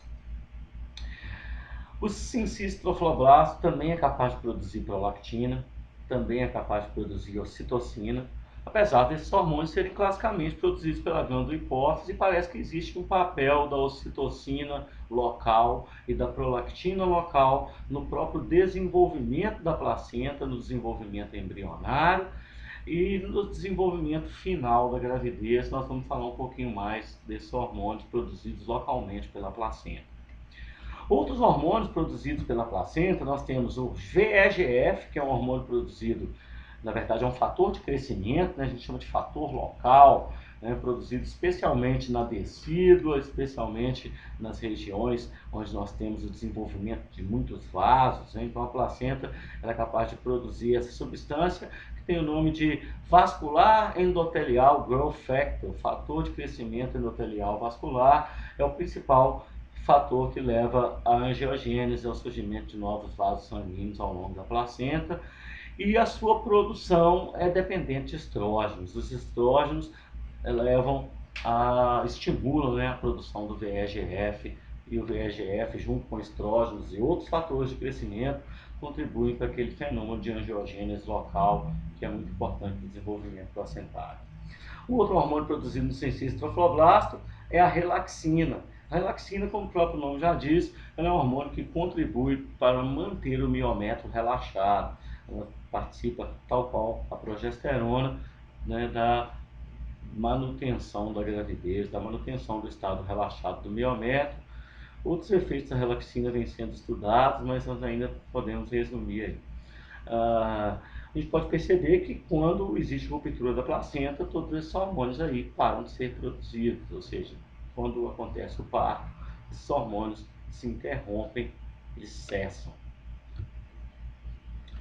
Bom, vamos falar um pouquinho de parto, mas sem querer focar em parto, não é o objetivo da aula. O objetivo de eu falar em parto é para eu poder falar da ocitocina, né? Para a gente poder falar do principal hormônio da ocitocina e das prostaglandinas, a prostaglandina F2-alfa e a PGE, que são prostaglandinas que participam da contração do útero, nós chamamos de agentes ocitóticos. Então, com relação ao parto, nós não queremos dizer quais são os fatores que estimulam o trabalho de parto. Existem fatores mecânicos e hormonais que são dependentes do feto e dependentes da placenta, dependentes da mãe. Então nós não podemos caracterizar muito bem o que dá início ao trabalho de parto. Nós dizemos que um parto a termo acontece entre 37 e 42 semanas e que o parto antes de 37 é dito prematuro e que o parto após 42 semanas é dito prematuro. Então, como existe essa grande variabilidade, em 37 e 42 semanas, pode ser que um parto prematuro nem tenha ruptura da placenta, pode ser que, né, existam fatores que não tem a ver com o tamanho, porque não cresceu tanto ainda, e pode ser ainda que mesmo o tamanho fetal sendo muito grande no final da gestação, isso ainda não estimula o trabalho de parto, então é muito incerto se dizer quais são os fatores que estimulam o trabalho de parto. Coloquei aí alguns dados para nos ajudar a monitorar o trabalho de parto com uma pressão intrauterina. Normalmente, mesmo no final da gravidez, a pressão intrauterina ela deve ser mantida menor que 20 milímetros de mercúrio. E com a aproximação do parto, a pressão vai aumentando, porque vai acontecendo as contrações. Então, as contrações, o que elas fazem? Elas vão reduzindo a área uterina, pressão é força sobre área, o que vai aumentando a pressão intrauterina. Então, com a aproximação do parto, ou seja, com as contrações, vai acontecendo um aumento de pressão intrauterina. Parece que no início do trabalho de parto existe um desequilíbrio entre esses hormônios esteroides, estrógeno e progesterona. São hormônios que os estrógenos eles têm um efeito em fazer a contração do miométrio e a progesterona tem um efeito em relaxar. E parece que no final da gestação a progesterona diminui e os estrógenos aumentam, mas isso é uma coisa bastante incerta ainda. Existe também, parece, papel de hormônios corticoides, como o cortisol, nos estágios finais, né, no início do trabalho de parto. Mas o que eu quero dizer com esse desequilíbrio principal aí, é especialmente quando acontece a ruptura da placenta, é quando nós conseguimos visualizar que quando acontece a ruptura da placenta, eu não estou dizendo que é isso que dá início ao trabalho de parto, né? Quando a ruptura da placenta acontece, existe uma queda geral desses hormônios, né? Mesmo o estrógeno tendo um efeito, né, um pouquinho de fazer contrair, isso agora não tem significado nenhum mais, né? O que interessa principalmente é a queda de progesterona, né, que era o principal hormônio que fazia o miométrio ficar relaxado, né? Então, com a queda de progesterona, nós temos as contrações do útero elas se tornam extremamente importantes aí, né, em levar ao desenvolvimento do próprio trabalho de parto, porque as contrações vão induzir a secreção de hormônios que estimulam mais ainda as contrações, de maneira que o processo se torna um verdadeiro feedback positivo, né? Que ele se torna um ciclo vicioso, né? Que uma vez que começa não consegue ser interrompido mais até atingir os estágios finais, até atingir o termo. Bom, nós podemos dizer que os estrógenos, aquela crescente produção de estrógenos ao longo da gestação e progesterona, né, que além de levarem ao desenvolvimento das glândulas mamárias, eles são hormônios que levam, principalmente estrógenos, são hormônios que levam ao surgimento de receptores de ocitocina. Por isso que os estrógenos têm esse efeito, que a gente diria, efeito em levar à contração, enquanto a progesterona tem um efeito em causar o relaxamento, né? Porque a progesterona atua diretamente causando o relaxamento do miométrio. E os estrógenos, eles estimulam o surgimento de receptores para a ocitocina. Então, os estrógenos, aquele crescimento de estrógenos, é essencial para que no final da gravidez o miométrio ele tenha uma quantidade adequada de receptores para a ocitocina. Então os estrógenos, eles são essenciais para que esses receptores apareçam, surjam, e aí então as contrações do miométrio, já tem um pouquinho de ocitocina produzindo localmente, né? As contrações é que vão estimular mesmo a produção de ocitocina pela hipófise. Então nós podemos dizer, né, que no final da gravidez, especialmente quando existe ruptura da placenta e a queda dos níveis de estrógenos e progesterona, né, quando esses hormônios caem muito, né, já no final da gravidez, os estrógenos já fizeram o seu papel, né, eles já levaram ao surgimento de receptores para a ocitocina, só que a progesterona estava mantendo o útero muito relaxado ainda. E aí, quando esses hormônios cessam, né, existe uma alta probabilidade de existir uma contração, né, especialmente se o trabalho de parto já tiver começado, ou se ainda não tiver começado e a placenta rompe, né, se é a ruptura da placenta que dá início ao trabalho de parto, né, nós podemos dizer que quando esses níveis de estrógeno e progesterona caem, existem contrações do miométrio, contrações uterinas, que vão estimular especialmente a secreção de prostaglandinas localmente. Essas prostaglandinas, elas são muito importantes, né? A gente tem ali a PGF2-alfa, que é uma das principais prostaglandinas que estimulam a contração, e também a PGE2, uma prostaglandina, que são chamados de agentes ocitóticos, né? Nós temos que essas prostaglandinas, elas já são, né, elas já foram até utilizadas na produção de medicamentos ocitóticos, né, de fármacos que são utilizados na indução do parto, e fármacos que são perigosos para serem utilizados no período anterior ao parto, que eles são abortivos. A gente pode citar aí o exemplo do Citotec, que é o análogo da prostaglandina, e ele tem como princípio ativo o misoprostol, que leva a contrações uterinas fatais, né? Ele tem um abortivo que é usado clandestinamente aí para provocar abortos, né? E esses fármacos também são utilizados na indução do parto, né, nas prostaglandinas. Então, os agentes ocitóticos, as prostaglandinas são produzidas pelas glândulas endometriais, são produzidas pelo próprio útero, e a ocitocina é produzida pela hipófise, né? Só que é isso que eu quis escrever ali com feedback positivo. Olha, a gente vai passar um pouquinho para a figura lá da ocitocina. Então, nós vamos falar desse mecanismo, né, de efeito da ocitocina. Lá na frente, na parte de lactação, nós vamos utilizar uma figura que mostra que o pressionamento das mamas é capaz de estimular a liberação de ocitocina. E nós vamos ver que aqui é a mesma coisa. As contrações do útero, através de uma via neural ascendente, levam à liberação de ocitocina pelos neurônios hipotalâmicos com terminais na hipófise. E a ocitocina estimula a contração do útero. Então a gente pode dizer que quanto mais o útero contrai, mais ocitocina é liberada, e quanto mais ocitocina vai sendo liberada, as contrações vão só aumentando. Então nós dizemos que a ocitocina, ela é o principal hormônio que é responsável por fazer essa progressão no parto, onde as contrações iniciais são mais fracas e vão se tornando cada vez mais fortes, cada vez mais fortes e cada vez mais fortes, devido ao efeito desse hormônio, né? Porque o fator que leva à liberação do hormônio é a contração do útero. E o efeito do hormônio é causar a contração do útero. Então isso causa um feedback positivo. Ou seja, quando o útero contrai, ele estimula a liberação de ocitocina. Mais ocitocina faz uma contração mais forte. Uma contração mais forte, mais ocitocina. E assim por diante. Até que as contrações se tornem tão fortes. E é claro, existe uma participação de outros agentes ocitóticos, como prostaglandinas, que são os principais, mas nós temos aí um efeito muito importante desse feedback positivo. Então é importante que a gente visualize, né, esses fatores mecânicos, né? A figura que eu trago lá atrás, ela relaciona, lá na frente, né, ela relaciona a lactação com a produção de ocitocina, né, mas ela é muito parecida com essa aí, né, ou seja, a produção de ocitocina sendo controlada pelas contrações do útero.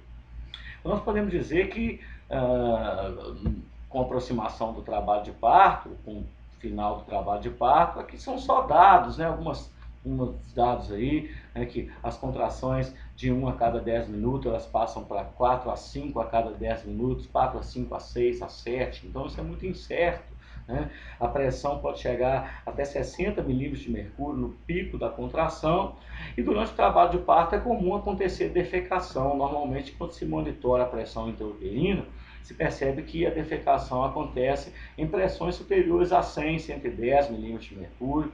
Isso leva a uma estimulação das fibras parasimpáticas da coluna sacral, pelo próprio fator mecânico das contrações, e isso contribui para que aconteça a defecação durante o trabalho de parto. Então pode acontecer, nem sempre acontece, nem sempre temos esse tipo de reação aí. Então como eu disse, não era a ideia focar em parto, e sim nesse mecanismo da ocitocina, em perceber que quando a placenta rompe, estrógenos e progesterona caem, ou seja, se nós estamos num processo de trabalho de parto em que esses hormônios não têm mais participação deles, nós temos que o útero tem possibilidade de contrair, de ter esse feedback positivo, ele se estabelece especialmente na ausência de estrógenos e progesterona, onde os estrógenos já fizeram seu papel em levar ao surgimento de receptores para a ocitocina, e agora com essa queda de progesterona o útero começa a contrair. As contrações também podem ser induzidas por outros fatores. Existem evidências de células marca-passo nas tubas uterinas que sinalizam para o início do parto. Existem evidências de que fatores locais, como feto, como tamanho fetal, como ganho de peso, podem estimular o trabalho de parto. Mas essa que é a ideia que eu queria passar, que quando o trabalho de parto começa, ele gera um ciclo vicioso que é comandado principalmente pela ocitocina. Mas isso aí já na ausência de estrógenos e progesterona se torna extremamente importante para a progressão do parto. Ou seja, quanto mais contrai, mais ocitocina, quanto mais ocitocina, mais contrai, até que aconteça o parto. Bom, antes de passar para a parte de lactação especificamente, eu queria aproveitar essa figura, que ela vai nos ajudar no mecanismo de secreção da ocitocina para o parto que nós acabamos de falar. Só que aqui essa figura ela está ilustrando o mecanismo relativo à amamentação. Só que nós podemos imaginar que essa via 2 aqui, em vez de partir das mamas, igual aqui está na minha figura, ela está partindo do útero. Então existem vias neurais que partem lá do útero e que entram na medula espinhal. Na medula espinhal, essas informações são enviadas até o núcleo supraóptico e o núcleo paraventricular do hipotálamo, que são os locais produtores de ocitocina. Então nós temos aqui essa via número 4, onde nós podemos perceber que as informações da contração do útero, aqui no caso, são enviadas até as regiões produtoras de ocitocina, comandando a produção de ocitocina pelo hipotálamo, liberação pela hipófise, e a ocitocina que vai atuar aqui não nas mamas, nesse caso nós estamos querendo dizer aí, lá no útero, lá no miométrio, e vai estimular a contração do miométrio, que estimula essa via neural aqui mais uma vez, gerando um ciclo vicioso que contribui para o parto que nós acabamos de enfatizar aí. Então o nosso objetivo agora é estudar os hormônios envolvidos na lactação e no período pós-parto. O período de lactação, ou período de puerpério, período pós-parto, ele envolve uma série de alterações que já aconteceram no organismo da mulher desde o início da gestação.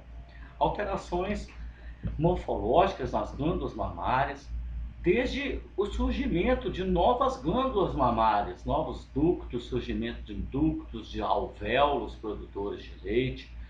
Nós podemos ter que as glândulas mamárias de mulheres que já tiveram filhos, elas são diferentes das glândulas mamárias de mulheres nulíparas, de mulheres que nunca tiveram filhos, especialmente por causa do desenvolvimento da gravidez. Ele leva ao desenvolvimento de um maior número de glândulas mamárias. Então nós temos alterações que são irreversíveis e que têm início desde o início da gestação, especialmente sob o efeito desses hormônios esteroides aí. Então o que nós chamamos de lactogênese, ele envolve desde a preparação das mamas para a gestação, que tem esse início ainda no início da gestação, até a lactorreia propriamente dita, que é a secreção do leite. Os estrógenos, eles têm um papel especial no crescimento dos ductos e no desenvolvimento de receptores para a prolactina. Do mesmo jeito que os estrógenos estimulam o crescimento de receptores para a ocitocina, eles também estimulam o surgimento de receptores para a prolactina. Então, o desenvolvimento das glândulas mamárias é um dos principais sinais do início da gravidez, né? Os seios incham.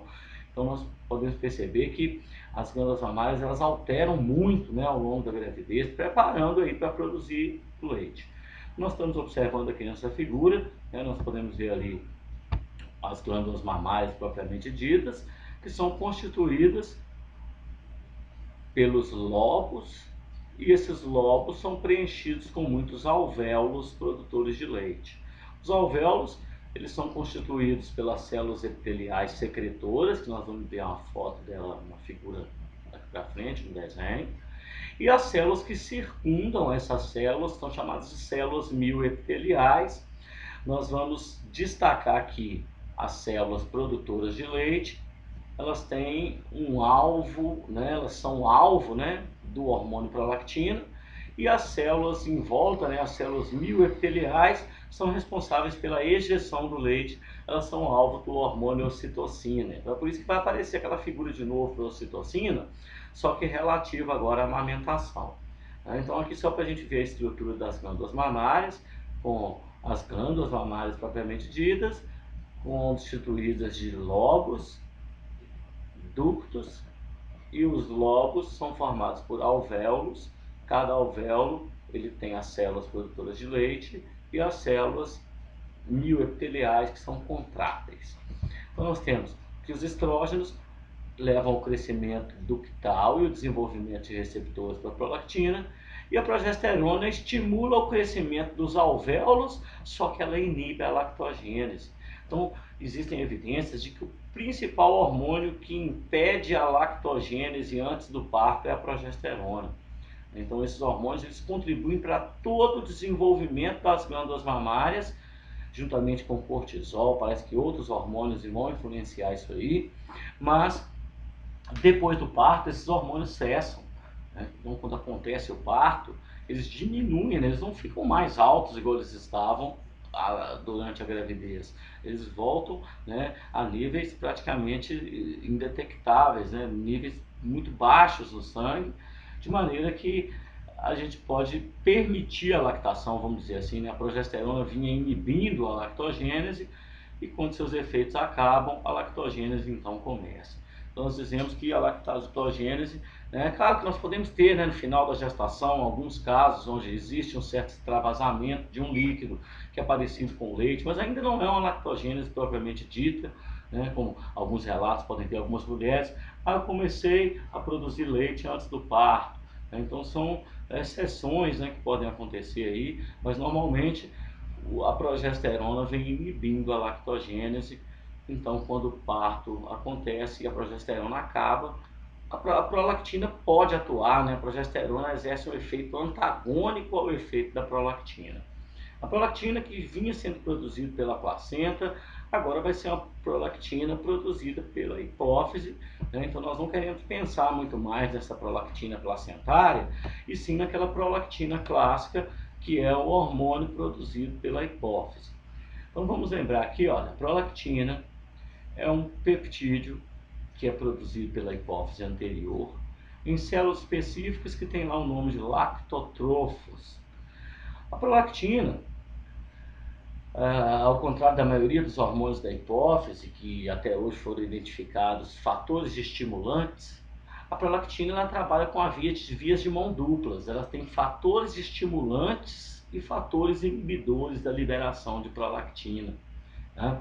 Então nós temos que, né, a prolactina é produzida lá na hipófise, e que existem fatores estimulantes produtores de prolactina, na verdade hormônios, substâncias químicas, que são chamadas de fatores, ou PRFs. O que quer dizer PRFs? Prolactin Release Factors. Então esses agentes normalmente são produzidos pelo hipotálamo. O principal é o TRH, mas nós vamos falar de outros PRFs, né, outros fatores que aumentam a produção de prolactina.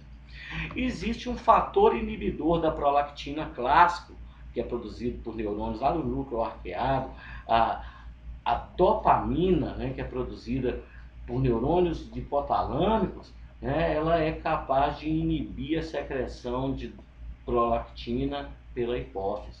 Né? Então, nós temos ali que o hipotálamo, né, ele, na maioria das vezes, ele comanda a produção de prolactina através de neurônios neurosecretores, né, de neurônios que secretam fatores estimulantes e fatores inibidores. Obviamente, para que a prolactina tenha sua secreção, é necessário que os fatores estimulantes aumentem e que os fatores inibidores diminuem. O principal fator inibidor, o FIP, né, a dopamina. Então, é necessário que o TRH, né, que é o principal fator estimulante, aumente e o FIP, ou dopamina, diminua. E o que controla isso? Controla isso é a própria amamentação, através de uma via muito parecida com aquela via que nós vimos lá para a ocitocina. Inclusive, a figura é a mesma que nós estamos utilizando aí. Né? Olha só. A sucção, né, efeito mecânico, o pressionamento das mamas, né, o efeito mecânico ali do pressionamento das mamas, é capaz de estimular essa via neuronal aferente que passa pela medula espinhal e que, ali, olha, controla a liberação de ocitocina. Né? Nós vamos falar disso agora, né? Acabamos de falar, né? O amamentar faz liberar a ocitocina, né? Porque a ocitocina leva à contração e leva à injeção do leite, mas não é disso que eu quero falar agora não. Né? Eu abri um parêntese aqui para aproveitar a ocitocina. Né? Estou querendo falar de prolactina. Olha, essas mesmas vias, né, que estimulam a liberação de ocitocina, elas se ramificam e partem interneurônios excitatórios para os núcleos produtores de PRFs e interneurônios inibitórios para os núcleos produtores de dopamina. De maneira que nós temos, né, que a sucção ela estimula a produção de PRFs, ao mesmo tempo que inibe a produção de FIPs, inibe a produção de dopamina. Então nós temos o aumento da produção de fatores estimulantes da prolactina e uma diminuição da produção de fatores inibidores da prolactina, e com isso existe então a secreção de prolactina. Na mesma figura nós podemos ver que a secreção de dopamina ela não depende de fatores, né? Ela é direta, né? Ou seja, a própria via mecânica local inibe o neurônio produtor de ocitocina, né? Inibe diretamente e não através de interneurônios que produzem fatores, como acontece com a prolactina. Então nós temos que o principal, né, estímulo para a liberação de prolactina é a sucção. Esse gráfico ele mostra que a prolactina ela vai sendo produzida, especialmente da metade para frente da gravidez. Nós temos uma produção placentária de prolactina, especialmente, né?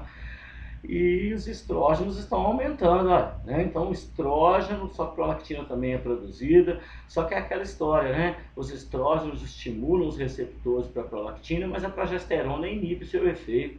Então quando a progesterona acaba, né, depois do parto, os estrógenos e a progesterona acabam, mas aí a prolactina, se não tivesse amamentação, ela ia zerar também, né? O que mostra, né, um exemplo do que ia acontecer com a prolactina se não acontecesse a amamentação. E aí o estímulo de amamentação é essencial para que a prolactina seja secretada, né?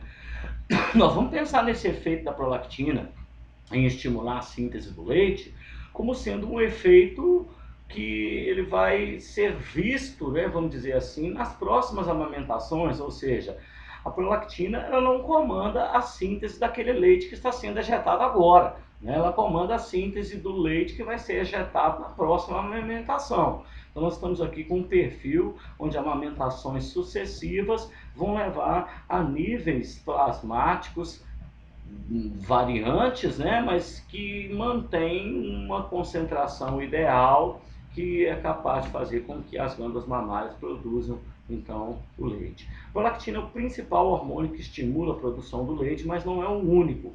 Existem outros hormônios que contribuem para a produção do leite. O cortisol estimula a produção do leite também, né? E aqui também para falar do mecanismo de secreção de prolactina, enfatizando que as mamadas, então através de vias mecânicas, né, que passam pela medula espinhal, elas diminuem a dopamina e aumentam os PRFs, né? O principal PRF é o TRH, aquele mesmo hormônio liberador de tirotropina. Ele tem um papel em aumentar a secreção de prolactina. Outros PRFs, neurotensina, serotonina, aqui representada com sua sigla 5-hidroxitriptamina, endorfinas, histamina e um peptídeo chamado VIP, ou peptídeo intestinal vasoativo. São os fatores que até hoje são conhecidos e que podem atuar também como PRFs. Mas essa via, né, mais quadradinha que eu estou querendo dizer aí, eu estou exemplificando principalmente TRH e dopamina.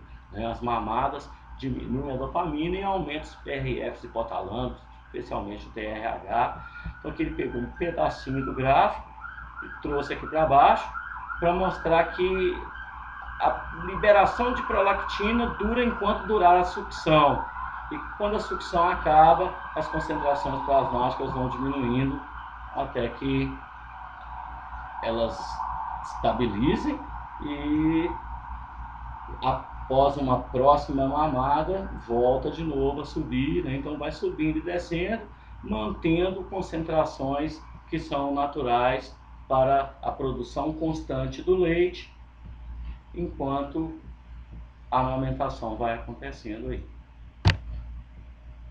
Bom, então a lactação, como eu disse, ela não envolve só a prolactina, existem outros hormônios que contribuem para a lactogênese. Um hormônio importante é o hormônio do crescimento, outros hormônios corticoides, eu já disse aí, IGF e insulina são os principais hormônios que levam à síntese do leite.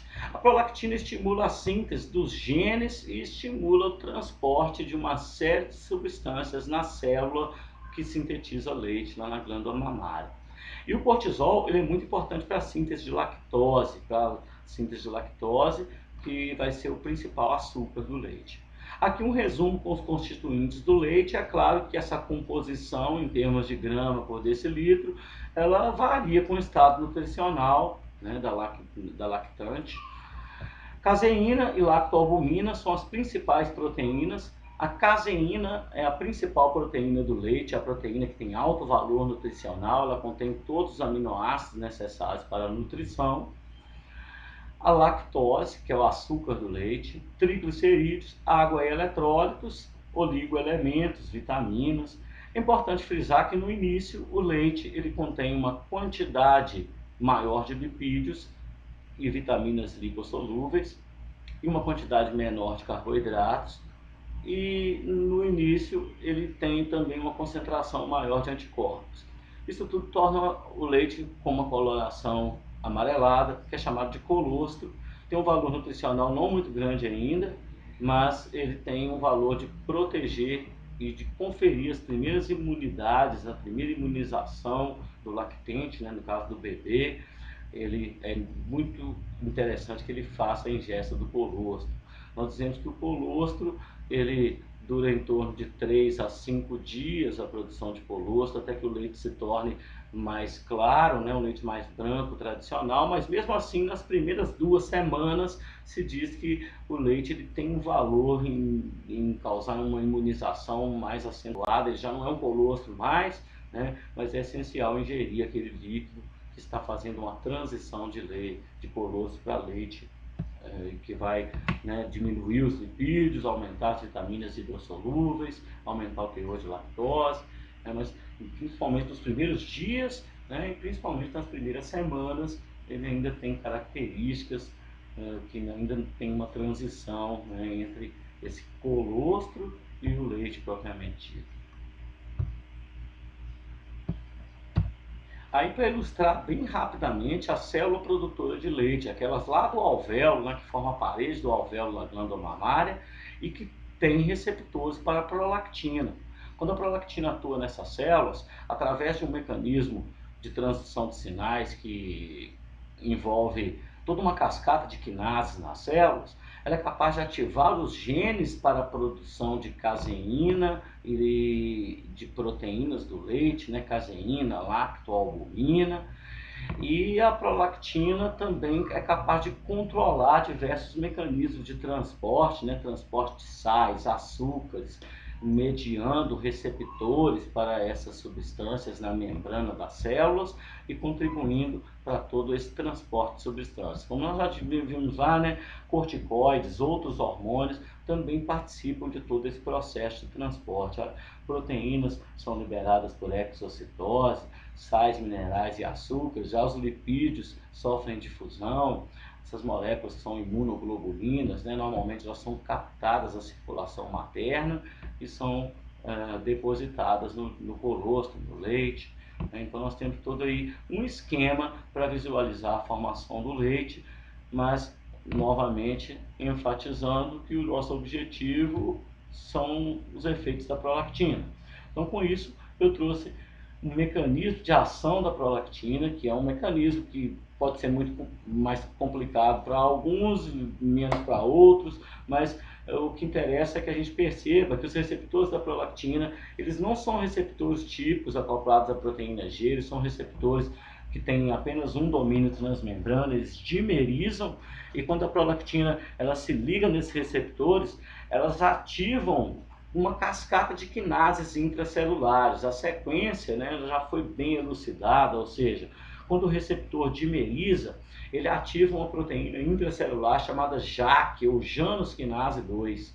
Essa proteína ela fosforila resíduos de tirosina numa proteína chamada STAT5, e essa proteína STAT5 é um fator de transcrição. Então essa proteína, ela dimeriza com outro STAT5 e elas duas vão para o núcleo, né, esse dímero. E esse dímero, ele é o principal fator que leva à transcrição dos genes da caseína e da lactoalbumina. A MAP quinase também é um fator de transcrição nuclear que é ativado e que também ativa os mesmos genes pela ativação dessa cascata de quinases que se dá quando a prolactina ela se liga lá nos PRLR, né, nos prolactin receptors, lá na membrana dos alvéolos. Então tudo isso culmina, né, com a ativação dos genes para lactoalbumina e para caseína, e com a ativação das proteínas que causam transporte de membrana, aumenta a captação de glicose, aumenta o ritmo de síntese de lactose, captação de ácidos graxos e síntese de triglicerídeos. A prolactina ela tem um efeito que é semelhante à interação de hormônios, de fatores de crescimento com seus receptores, né, hormônios, receptores ligados à tirosina quinase. Bom, e para falar mais uma vez da ocitocina, só que agora chamando a atenção do papel da ocitocina para o parto. Essa figura que nós vimos anteriormente, eu trouxe essa figura para a gente falar de lactação e parto, mas infelizmente eu não tenho isso aqui com o útero desenhado aqui, né, para a gente poder falar de parto. Tá? Nós temos essa figura para falar de lactação, aquele mecanismo que nós já vimos, onde o pressionamento das mamas leva à liberação de ocitocina de uma maneira direta, né, por estimular essas vias que passam por esses neurônios que têm gânglios no corno dorsal da medula espinhal, e eles atingem todo o sistema nervoso central, né, via hipotálamo, né, então eles levam a liberação de ocitocina pelos neurônios neurosecretores magnocelulares, produtores de ocitocina do hipotálamo, dos núcleos supraóticos e paraventricular.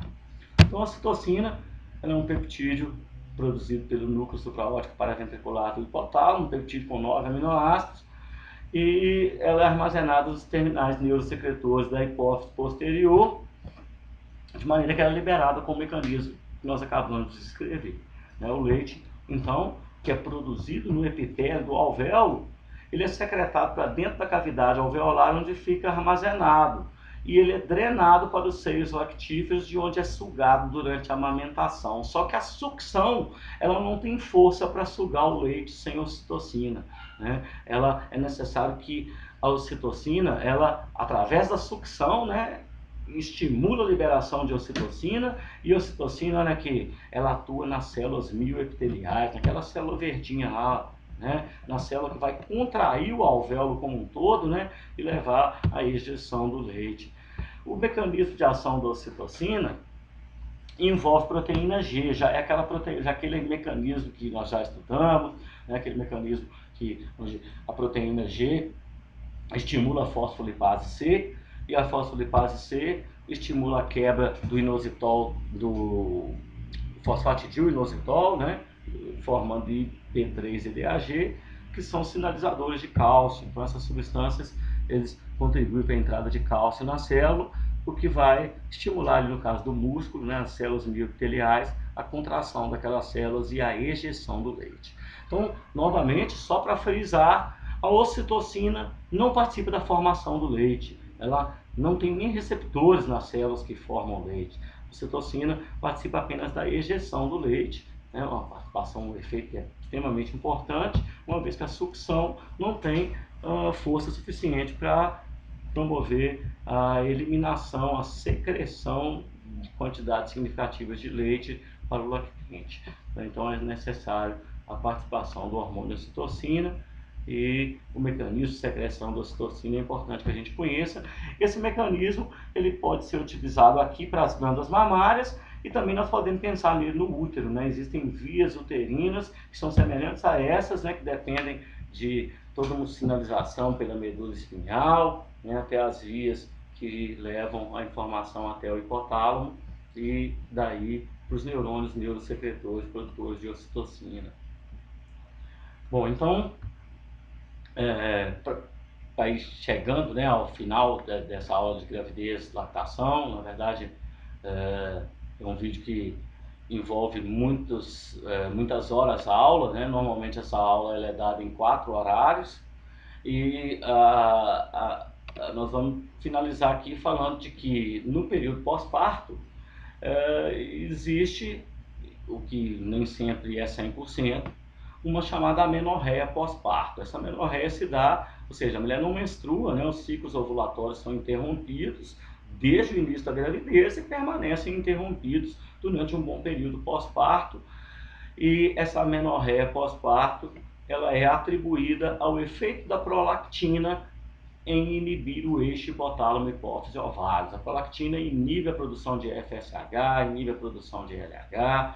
Existem, inclusive, até anticoncepcionais que são disponíveis no mercado aí, que tem a prolactina como análogo, e eles têm o papel em inibir essa produção de FSH, o que vai, obviamente, impedir o ciclo menstrual. Uma coisa importante dizer que isso não pode levar como regra geral, porque existem muitas mulheres que, mesmo amamentando, elas podem entrar em um novo ciclo menstrual e podem engravidar.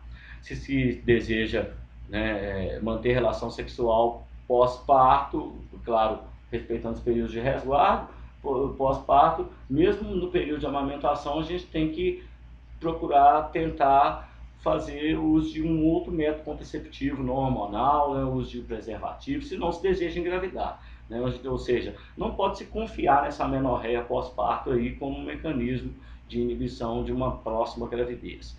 Essa amenorreia pós-parto ela tem uma ótima relação, né, com a amamentação. A gente pode dizer que quanto mais amamenta, não menstrua. Se amamenta pouco, então é por isso que a gente não confia muito nela, principalmente para a nossa cultura ocidental, né? Então, quando a gente tem uma relação aí em diferentes culturas, né, nós temos que existe uma relação direta entre essa amenorreia e o tanto que se amamenta, né? Ou seja, se amamenta muito, aí a amenorreia ela existe mesmo, né? Mas se amamenta pouco, a gente não pode confiar muito nessa amenorreia, né? Pode ser que volte rápido, né? Então, alguns exemplos que eu trouxe aqui são que existem culturas, né, por exemplo, Bangladesh, tribos africanas, né, onde as mulheres, né, na Índia, lá, elas amamentam 15 a 18, 13 vezes por dia, né? Então, com esse perfil aqui, a gente pode dizer que vai existir uma amenorreia pós-parto, né? Porque vai ter uma concentração, lembra que a concentração de prolactina, ela depende da amamentação, ela vai caindo, né? E as concentrações plasmáticas médias, obviamente, dependem da liberação de ocitocina ser maior ou menor, mais vezes, né? Mais frequentes ou menos frequentes. Então nós temos aí que nas culturas como ocidentais, europeias, americanas, aqui nós não temos dados para o Brasil, mas nós podemos chamar atenção para esses que são parecidos com os nossos, né? Então nós temos que, nesses casos aqui, não existe uma inibição tão eficiente, né, do eixo hipotálamo hipófise ovários, podendo acontecer uns ciclos ovulatórios e menstruação dentro do período de amamentação ou puerpério e mesmo uma gravidez, né, nesse período aí.